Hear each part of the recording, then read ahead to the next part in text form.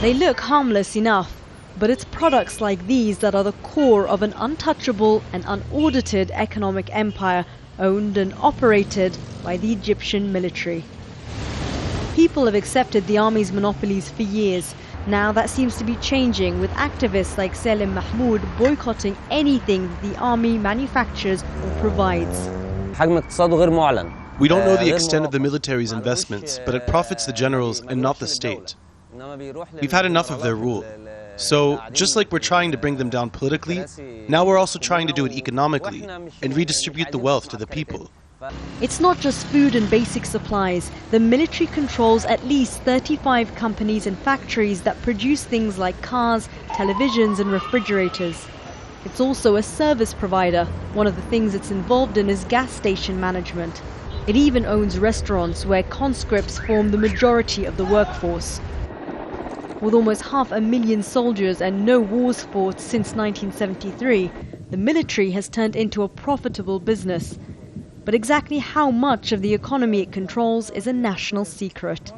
Analysts have said there's very wild estimates that range from 15% to 40% of the Egyptian economy being controlled by the military. It's a very grey economy in the sense that we know very little of them. They're not subject to any parliamentary scrutiny. The Egyptian government auditing office has no control or knowledge of them. It's not easy to film military property. Our repeated requests for permission were denied.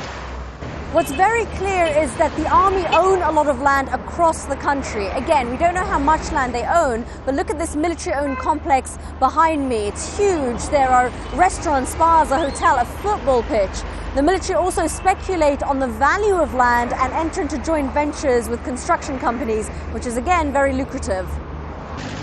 And the army is eager to protect its territory. They are concerned by the increasing demands for scrutiny to be applied by Parliament over the military budget. The army enjoys subsidies, tax breaks and other economic privileges. It's unlikely that the new parliament will pick a fight with the military over how it gets its money. Even so, as public attention shifts to the Egyptian military's business interests, its leaders are becoming increasingly concerned with preserving their vast economic empire. Sherine, Tadros, Al Jazeera, Cairo.